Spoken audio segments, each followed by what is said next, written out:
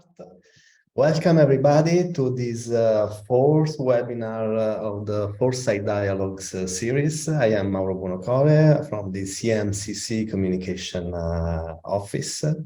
And today we will discuss about the connection interaction between art and science toward climate action. We will do with our welcome speakers, which are Carolina Aragon from the USA, artist and academic, Vladimir Djurdjevic, climatologist and professor at the University of Belgrade, and Marjana Brkic, acting director at the Center for the Promotion of Science in Belgrade.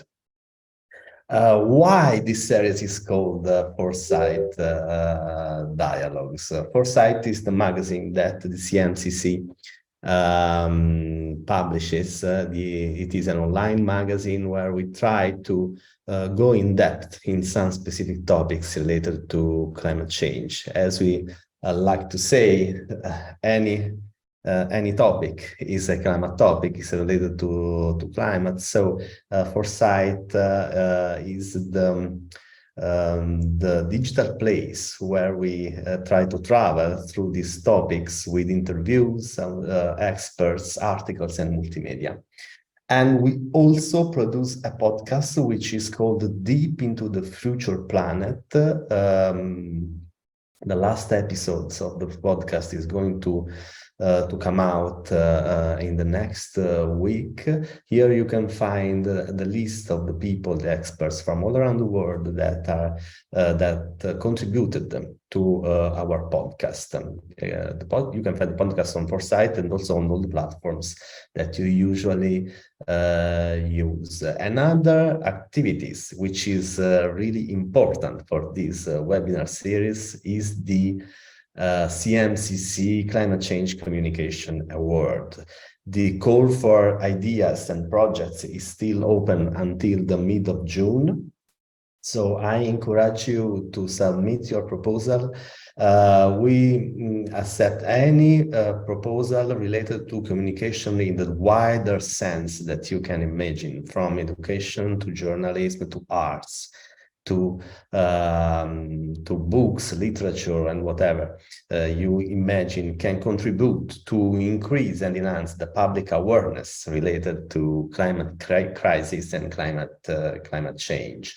The award that the winner will be announced in the early October and will be awarded of 5,000 euros. And it is also an opportunity to join the network and the communities of ideas and projects and artists that are participating to the award. Carolina Aragon is an example of this, as she is the award of the winner of the previous edition. You can find here some social media about CMCC. Just a little tip, but I see that many of you are already using the question and answer tab. You can make your questions to our speakers through the Zoom platform by clicking and dialing in the chat. And Marjana, which will moderate this discussion, will ask your questions to our speakers. Very last, the next, I just mentioned the next webinar, which will be the 13th of June at 1 o'clock Central Europe Summer Time. It will be about the ice and how the ice is an actor in a narrative of climate change. It will be a discussion with an academic, Carlo Barbante, a researcher in social science, Valeria Burcio, and Fabiano Ventura, which is a photographer. He is the one who made on the trail of the ice. He made pictures based on the previous picture of the glaciers, showing how the glaciers are changing all around the world.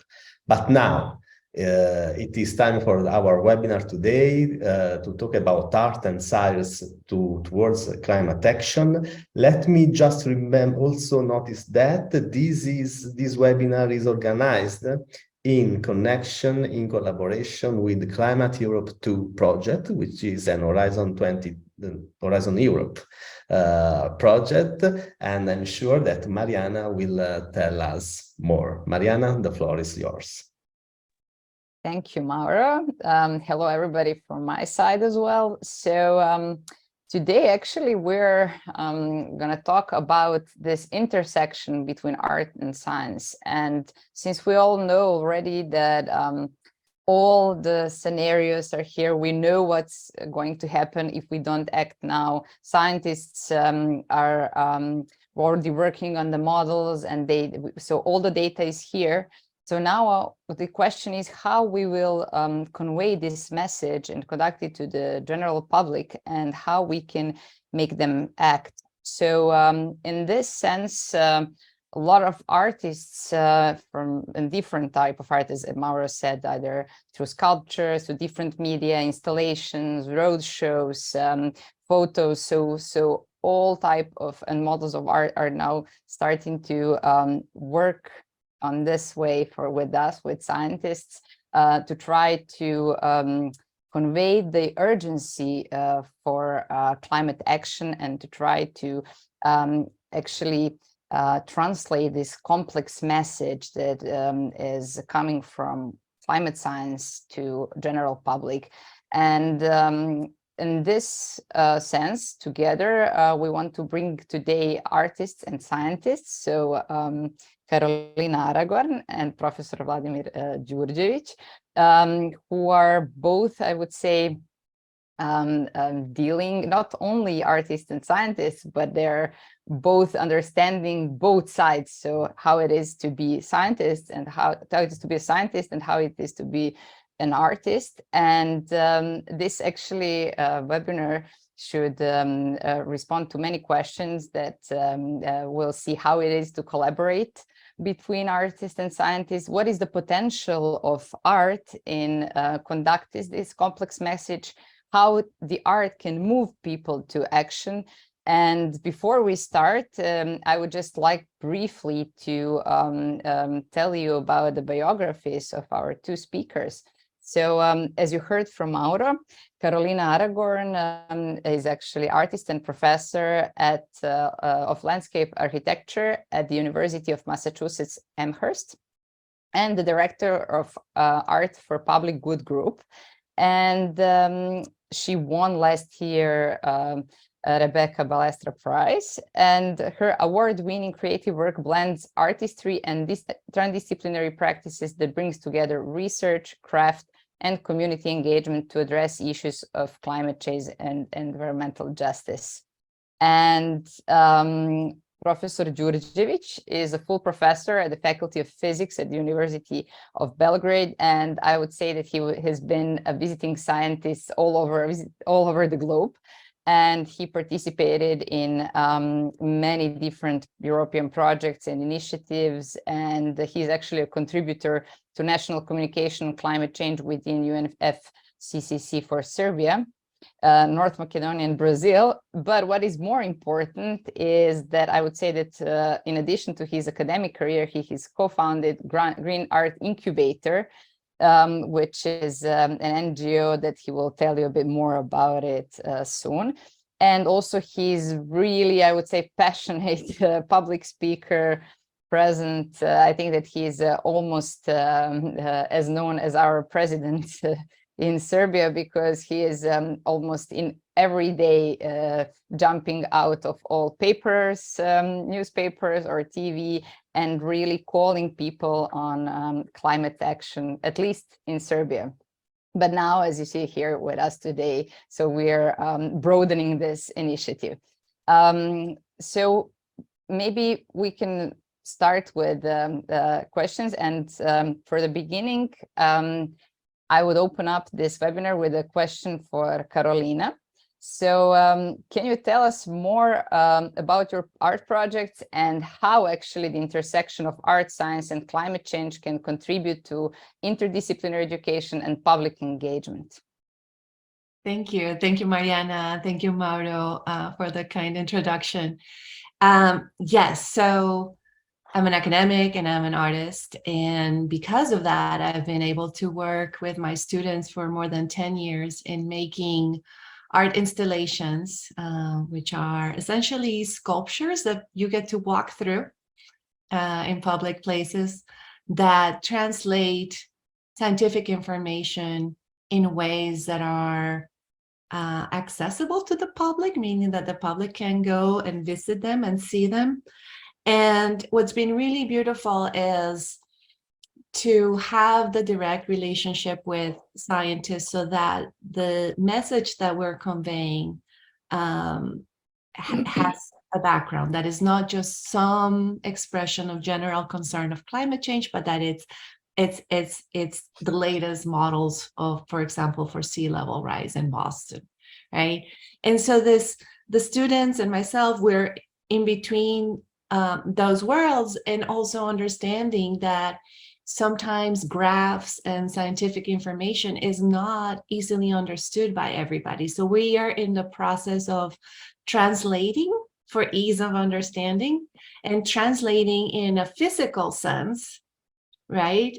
And building something and putting it out in the world with members of the community that live in those neighborhoods, so that we're bringing together the many ways of knowing and exploring the subject, right? It's not a report in a paper, it's not a, some PDF. It becomes a real tangible piece of artwork that we can measure our body against or measure change against. And so like there's a beautiful sort of question where we have to consider all different aspects, right? What is the science? Well, how are we building this? Are we getting permission to build this? Where is this place? And we're doing it with people that live there. How does that feel to be doing this, to come and deliver bad news in a way, right? And so that there's also this sort of emotional reflection and feeling it deeply that occurs because it's connected to a place and to the people. In some of your projects, actually my favorite project that I mentioned you is the Rising Emotions. I saw that you're actually involving even citizens from certain areas of Boston to tell you how they feel about how will Boston be affected by flooding due to climate change. And then you color-coded their emotions. How do you feel, how was their reception of your message by involving them to your artwork? Were they willing to participate? How did they feel when they saw their answers in such a like really magnificent way, like that is I'm sorry that we haven't showed the art piece here. Maybe we can try to do so to our participants, but the fact is that it's really impressive. It's huge size and it's impressive. So can you tell us more about it, how citizens felt?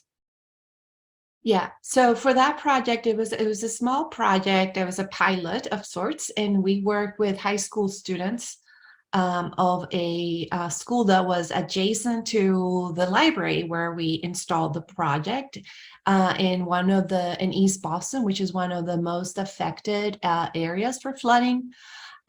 We had about 250 participants, and so we worked with the high school and other community members to distribute the message. Because of course you cannot just arrive as an outsider and, hi, we want to know how you feel about flooding in your neighborhood. That will not, that's not okay. And that would not happen very, very well. we had earned some trust in that neighborhood from previous projects, and we've been building on relationships for many years in order to be able to come and do this, right? So this doesn't happen overnight. There's a sort of relationship building that has to be established, and a credibility that has to be established on the ground over time. Once we had that, it was interesting to see that this is a community of many recent immigrants like myself. And so sometimes I was speaking Spanish with the mothers that were there in the library. There was some, cross-cultural, kind of exchange. And some of the things that we found out in this project was that for some people, climate change in that moment meant that the weather was getting colder and it was winter. So that our assumptions that people would know what climate change meant were wrong. There are still people out there that don't really know what climate change is. And that was a really good, humbling moment. Sometimes we are in our academic silos and our sort of educated and professional silos, and we forget that there are many ways of existing in this world, right? So to me, that was like an important moment. I think it was beautiful to see the results, and I think there was some sense of not feeling alone, right? Like when you go and you read that there are other people that are concerned or other people that are angry, and you can actually read what people wrote. It was very touching.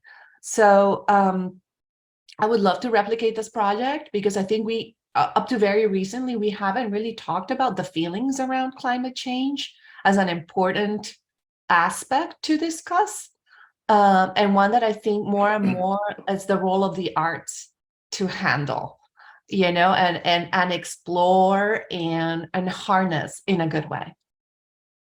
So just to add, I think that everybody sees now the photo that I put up. So the dark blue means that they are sad, right, about it, and then so they're concerned, and the concern is teal.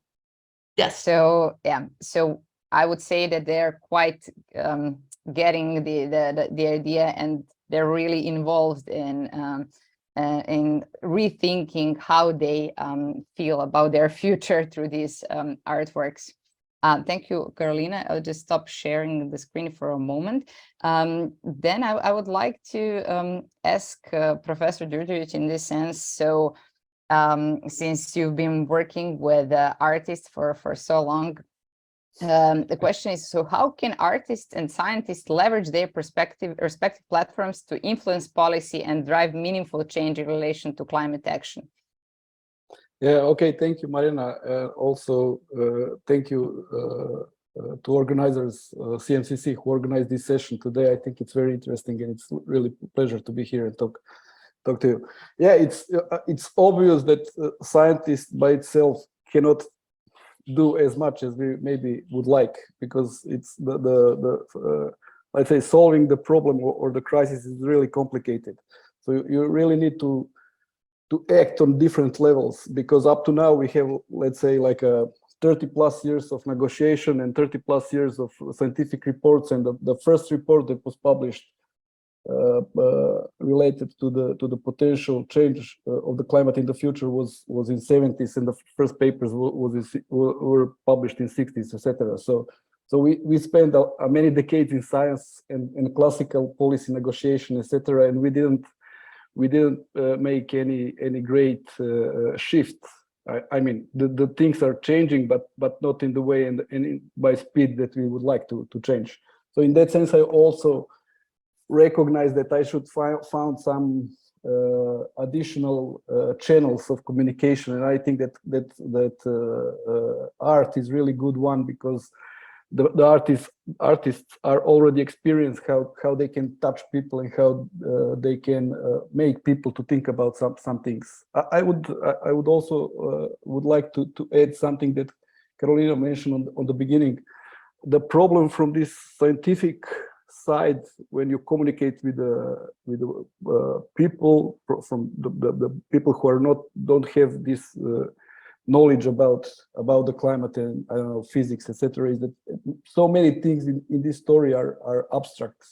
So when you have flood, the flood is not abstract. Okay, people suffering after the flood, but everything which is before the flood, the CO2, it's invisible. The greenhouse effect it's invisible. The feedbacks within the climate system are invisible. So you have so many invisible things that you should explain to the people, and at the end you should tell them, okay, all these invisible things lead to this flood, and it's really complicated to communicate such a huge pile of invisible things.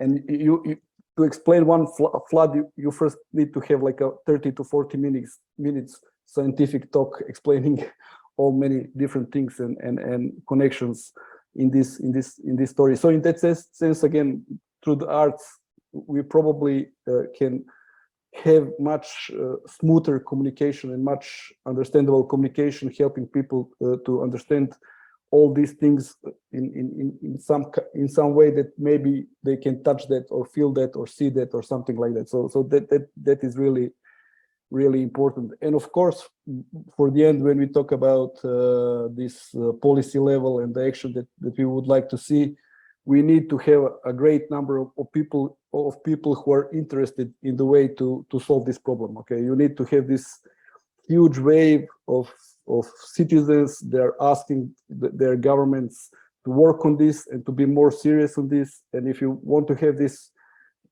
huge wave of change, then you need to approach a lot of people. And I said again, I think that different ways or channels of communication beside this classical scientific way of communication, publishing papers and reports and figures, etc. I think we need that, and in that sense, I think that art can help us really to make the difference when we talk about this.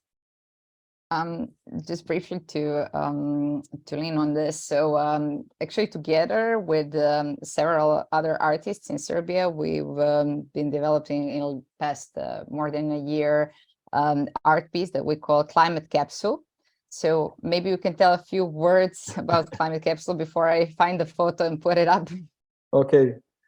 It was actually, I don't have such a long career maybe in this intersection of arts and culture, as you mentioned on the beginning, but up to now I had like 4 projects collaborating with different artists, and one of the projects was the Climate Capsule. And the Climate Capsule is not just collaboration between, let's say, me as a scientist and one artist on the other side, which was maybe situation in some of my previous this kind of art and science projects, but it's more like a collaboration of many different people, including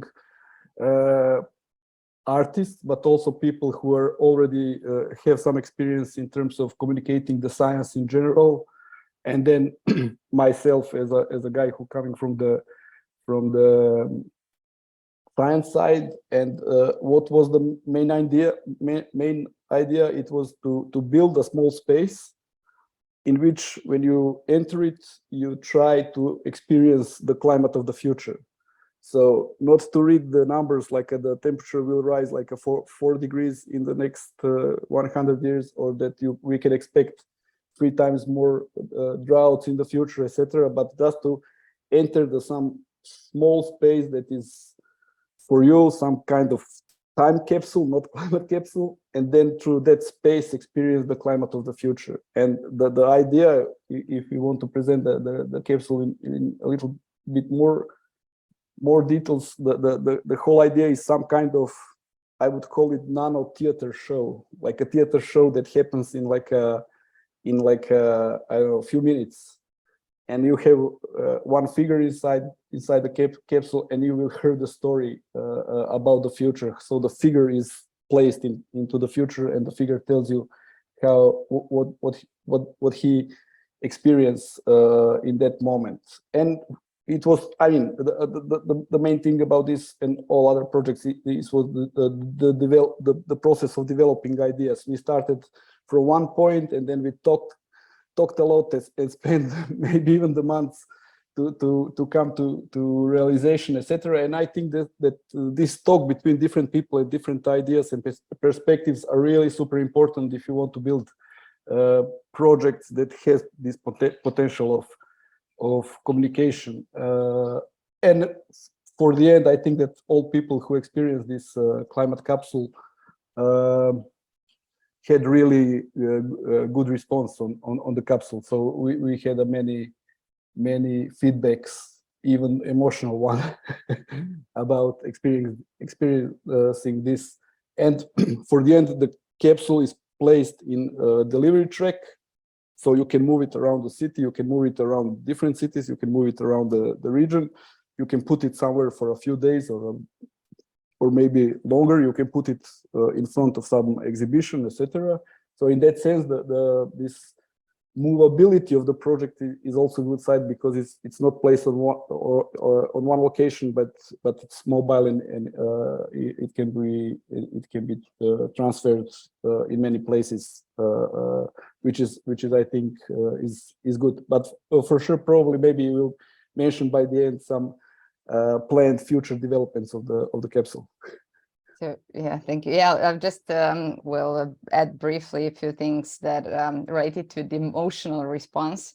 So what we did was that we inside. So you see here the when, which was mentioned, and the when like nicely depicts the actually utopia. So what we were striving for, Greenland, animals, and it's really eye-catching. And then inside there is a completely dystopia where this men in their 70s or beginning of the 80s thinking in 2057. And what is the thing is that this man is actually hyper-realistic, and it's breeding. So you don't see that because it was a photo a minute before, but this tiny man is breeding, which makes this kind of eerie feeling in people, and because it looks so real. And the response, we've left inside a small kind of iPad where people could left their immediate response, how they felt, what they think now about their future. And the most of the responses are that they're completely emotionally shaken, that they never thought about it before in such a manner, what will happen within, like, it's not much, it's only 30 years from now. And that everybody should see this, that somehow, like, all the people should experience this, because it's deeply emotionally shaking you, because you can see, you can actually reflect and see yourself as this person in only a couple of decades. So we found what we think, that the art has this potential to really deeply move you to start thinking about what's waiting for us if we don't act actually now. And I will go back for a minute to questions, but I just wanted to, as I saw a lot of questions in Q&A, and some of them were asking about where they can see so we should post the links to the info about your art pieces, Carolina, and our art pieces, so everybody can have it for later to explore a bit more. But there was a question for Professor Aragon. So it says, Professor Aragon talked about a new artistic projects made to translate scientific into info for the general public on climate crisis. What about existing art as a source of inspiration for climate action? Do you have any experience on this with students especially? That's an excellent question. Thank you so much. I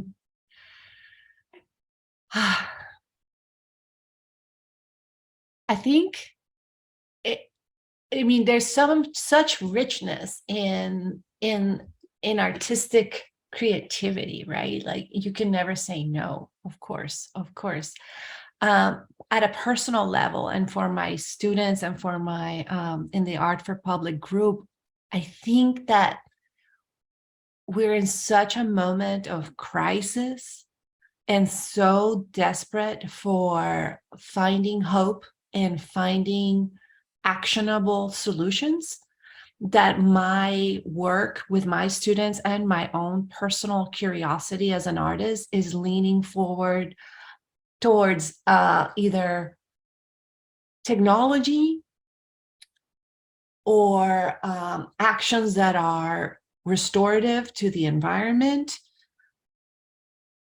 and are solutions or really important problems that need to be addressed. So that's where I'm going for inspiration right now as a motivator for the art, because it's so important to me. I am not saying that I shouldn't, and this is a good thing. It was like, oh, maybe we should look more into other art projects, but it's really more of like taking that frustration that Professor Djurdjevic just expressed of like the scientists having carried this, like we've been talking about this for 30 years and nobody has been paying attention.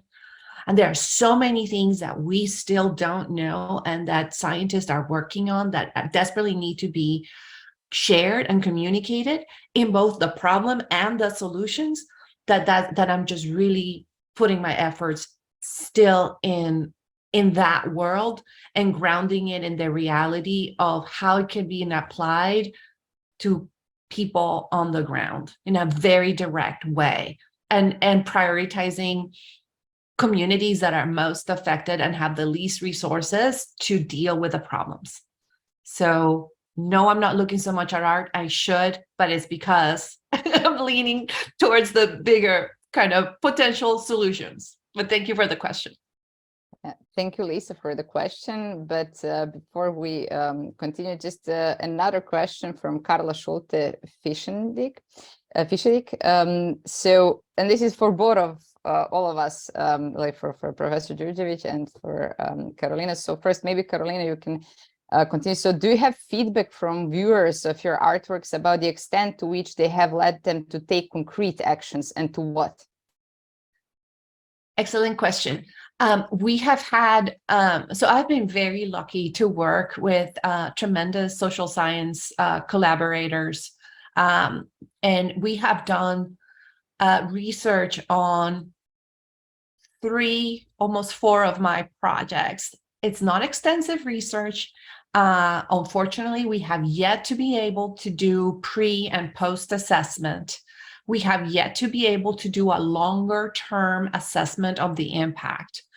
But what we know is that there were some, that the artwork increased knowledge and specific knowledge about the impact. Yes, we can say that confidently.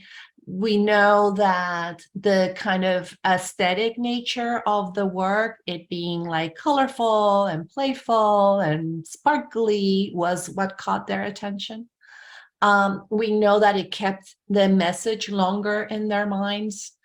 But I don't know if we don't know, and we have not asked because it needs a longer span of time, whether it has motivated them to do concrete actions for change. And so with that in mind, one of my current goals with the Art for Public Good is to make that next step easy.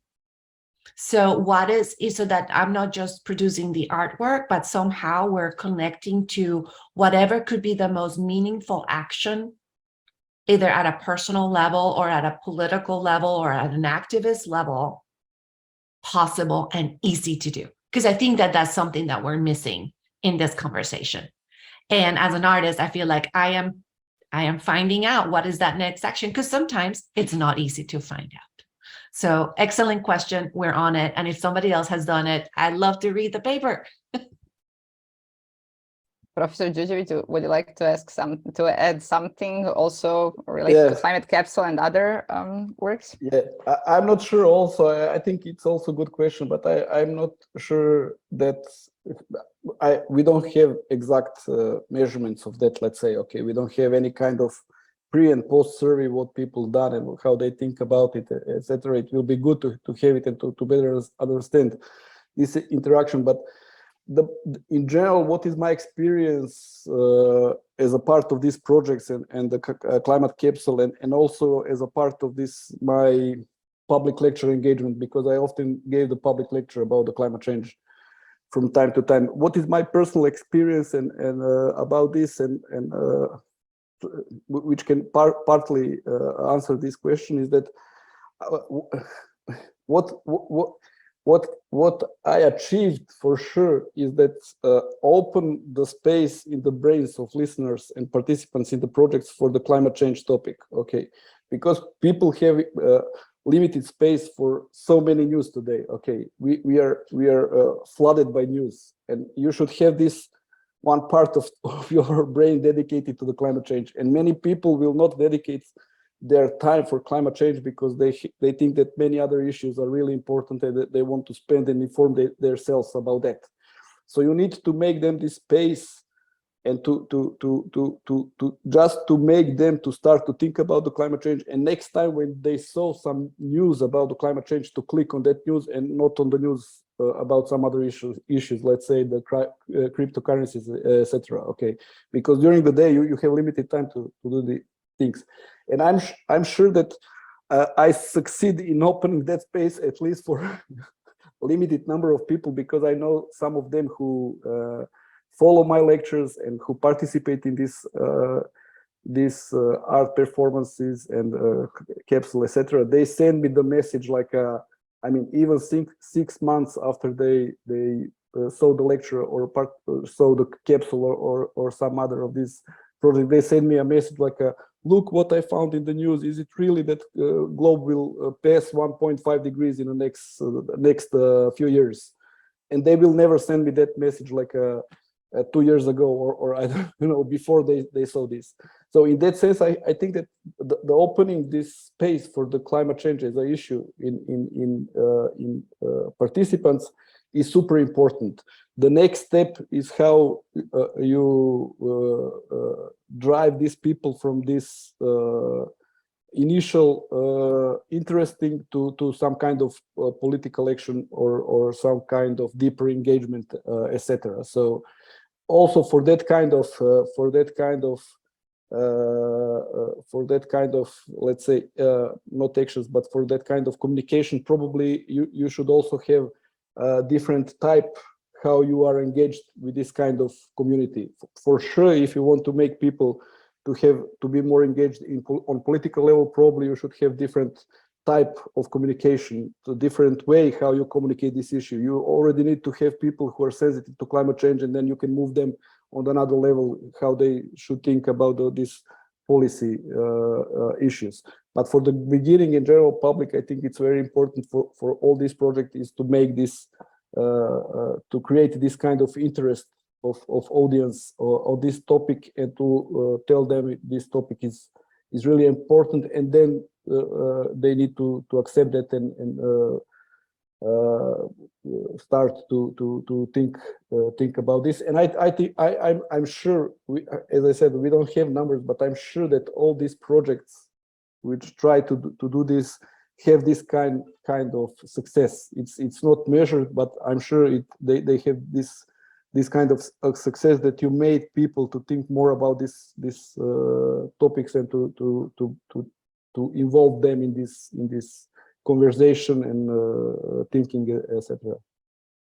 I will just add one sentence right to that. I heard from many people coming out of the capsule and later on how they first they got the goosebumps after coming out, and each time later when they hear from the news something related to climate change in the future, they again get to remember their experience and again getting the goosebumps and feeling that eerie sense going through your body, just because you were actually exposed to such an so hard emotional feeling connected to climate change. And I just wanted to add that actually at the moment, as Carolina said, Professor Djurdjevic and we had already the same idea. So when people get out from the capsule, they ask themselves, so what now? We need some concrete examples of action, so on different levels. So right at the moment, we are compiling best practice examples on all levels. So from individual, NGO, political. So it will be like a little handbook which everybody that can get out can go through, and we collected, and we're right now in the process of collection, and if anybody wants to help us, it's more than welcome. So we're collecting best practice examples from all around the world on different levels, and they will be sorted like that, so you can really get the idea what you can do and in which level. So because there are some actions you can represent yourself personally, but you can be as well a politician, or you can be vendor in the market. So there are so many levels that you can really act and contribute. So yeah, and I saw that, Carolina, you were also typing an answer to another question from Carla. And that's also, I think, interesting and related to that, what Professor Djurdjevic just said. And so that's, in which way do you see the possibility to get people from knowledge, understanding of climate change to action, mainly in a political way? So not only on an individual level. So if you want to add something related. Well, just speak briefly. This is all kind of a little bit going back of how do we leverage our platforms to influence policy. And like one of the magical powers of art is that you get permission to put this in the public realm. You know, other companies have to pay to advertise, you know, their goods, right? They're having to spend a lot of money in getting people's attention. Art is an invitation to do things very publicly and visible. Most of my work has not come. In fact, I have yet to have an art piece where somebody said, we are commissioning a climate change artwork. We selected you. No, there were general art calls that I responded to, and I decided to convey this information. Or sometimes there were opportunities to place an art piece and then leverage funding from researchers to make that art piece happen. So what I'm saying is individual like initiative or artist initiative in putting work out in the public works because we have that space. We also have a general space of a mental space of art is considered good. In general, we look at art and the arts as this good thing about humanity, right? People are less distrusting of art than they are of science. Don't ask me why, it's terrible, but it is, right? So you have this space because art is a place, is a playground where we can experiment imaginary things, future things, past things, our emotions. It's this fuzzy space that acknowledges the difference in human experience. So by being public, being generally accepted, you have the capacity to reach people. There is a built-in trust in art. And so it's kind of interesting, right? Because here we are with a very specific message. And I am even doing research on it, which is a little scary because the art is usually this happy place where all interpretations are accepted and all possibilities are welcome, and we don't even need to have a purpose for it.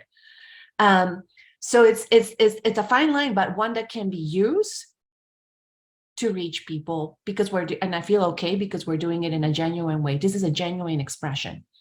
So yeah, public and storytelling, very powerful.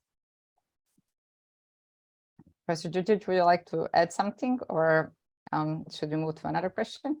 No, maybe we can continue. I'm not sure that we have. So, but I find this because I wanted to actually ask a question, and that was related to which and what are the specific art forms or mediums that are particularly effective in conveying the message of climate change and why.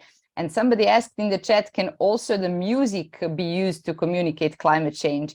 So yeah, maybe these are both questions for you. And I will just add that for our climate capsule, we had actually an artist that is a professor at the Academy of Music at the University of Belgrade, who specifically composed the art piece for climate capsule, and he made special sound effects that actually are, I would say, at least 30% adding to this effect that whole art piece has, because the sound is moving all around you and you feel like that is so real, and it really kind of sucks you in this mini theater. So definitely, if you ask me, but now I will leave the floor to Caroline and Professor Djurdjevic also to say something. I have just two short examples. One is I know that some guys translated this figure of global mean temperature, which is increasing, into the musical piece for the violins and for the violins on the first place, I think. So you can find that on the YouTube. And another example that I know is the Baba Brinkman, who is the rapper who has a songs about the climate change, but the lyrics are made from the scientific papers. So he called his rap music as a peer review rap music. So, and he has the whole album, whole CD or whatever, recorded only with the songs dedicated to the climate change. So you can check that.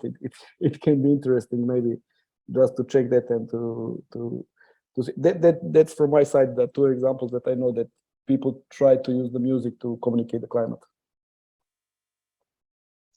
I'm going to talk a little bit more broadly and tie it to my work.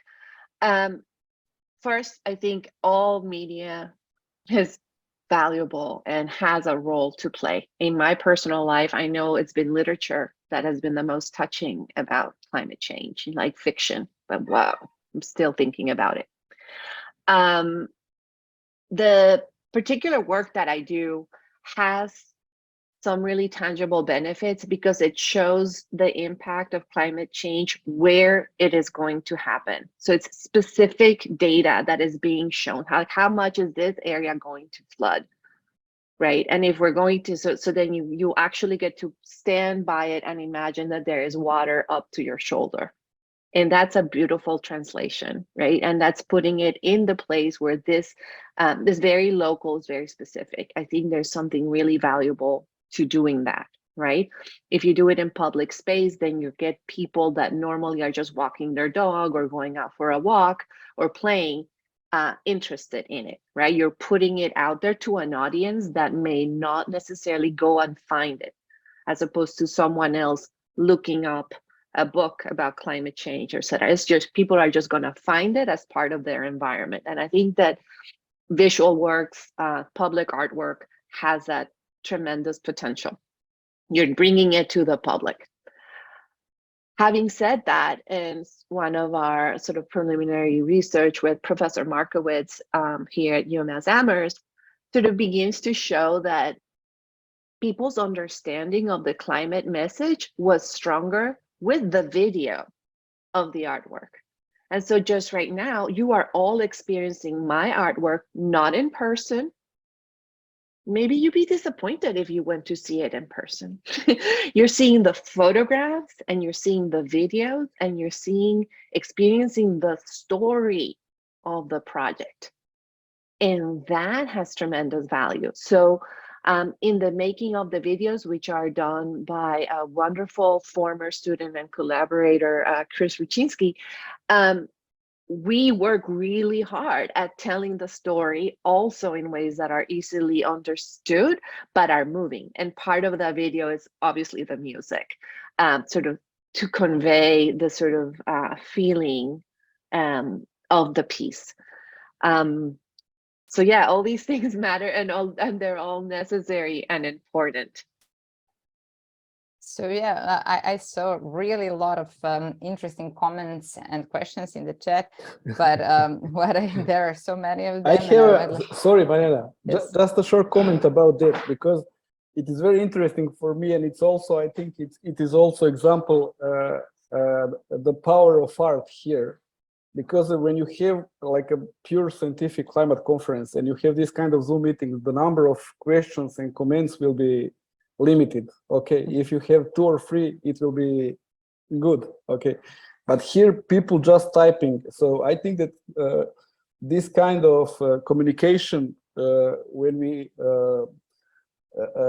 include arts in our talk about the climate change, that we, in that sense, also the open space for communication to be much wider, and people feel much more free to talk about this and to give comment and to put another answers. And this is not what is happening, as I said, on climate conferences, but in this kind of communication, it's really amazing for me. And I would just like to say hello to Branko from Croatia. He's interesting about this capsule tour in the region. So if you have more details how is gonna the tour of the capsule will look like in the future, maybe you will give us some details. Yes, for the end. now is the right moment.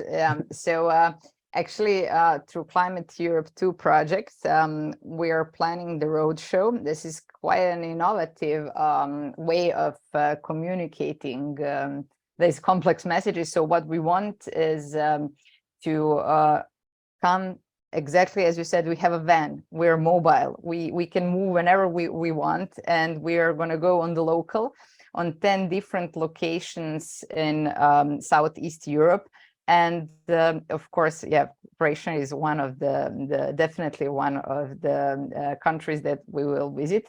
But we are not going to present. So what we have now in Climate Capsule is we call it 1.0, like first edition. But we're gonna upgrade it, and we're actually through Climate Europe 2, we are launching the Art and Science call that will be open in September for artists from all over Europe, and they can come to a residency in Belgrade and produce with actually Professor Djurdjevic, and in collaboration with other scientists, their art piece that will be traveling also on this roadshow. And so we'll have one art and science call this year. Then next year, on somewhere in the spring, we will start traveling in 5 locations. Then we'll have another art and science call and another year of traveling in another 5 locations. But we will be happy to come with our climate capsule wherever you call us, and we will gather all the emails that you left in the chat. So we can send you, if you're willing, we can send you when the art and science call is open. So you can apply, follow the road show of the climate capsule, and keep in touch with us. But before that, I really liked also the comment of the future of actually future possibilities for further integrating art and science in the fight against climate change. So are we looking to make idea of some museum or just scale these kind of really successful art pieces around the world? So what would be your comments on this? Carolina, please. Thank you.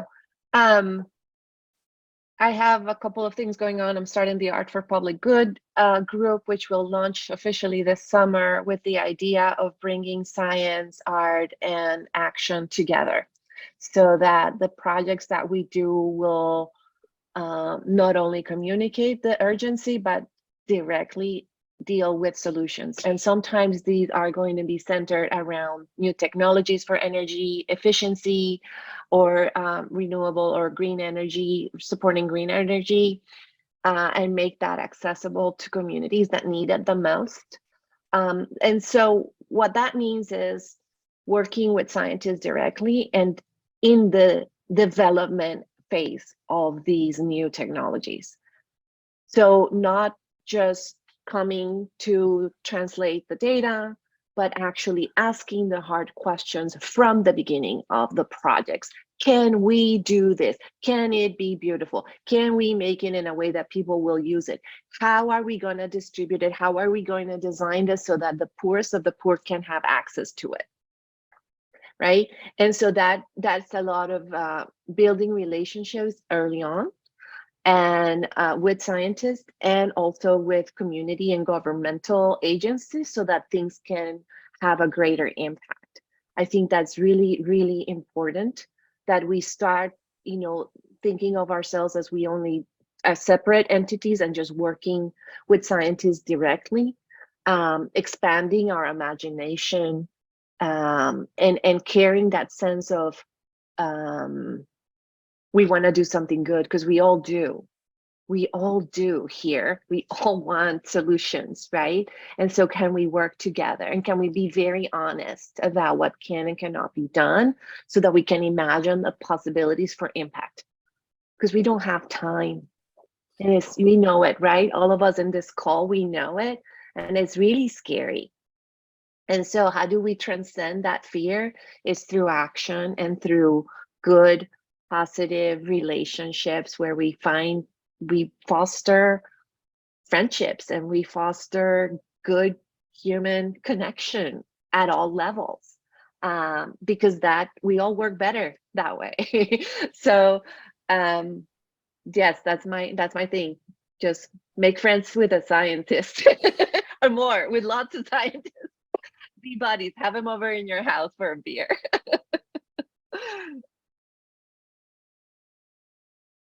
Professor Djurdjevic. Okay. No comment? No, I don't have any specific comment. I think talking about the future, I think that this short meeting for such a broad topic just show us that we just open this area. Okay, so, and probably in the future we should find another ways also how to talk more about these interconnections between science, art, and different science disciplines and art, and different way how this can operate. And again, I'm surprised.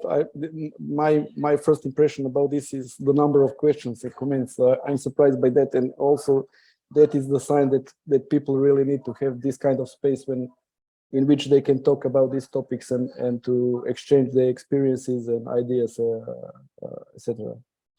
So the future is here related to the climate and art, for sure. I completely agree, and I would like to thank you both on this. I'm sorry, Marjana. Yeah.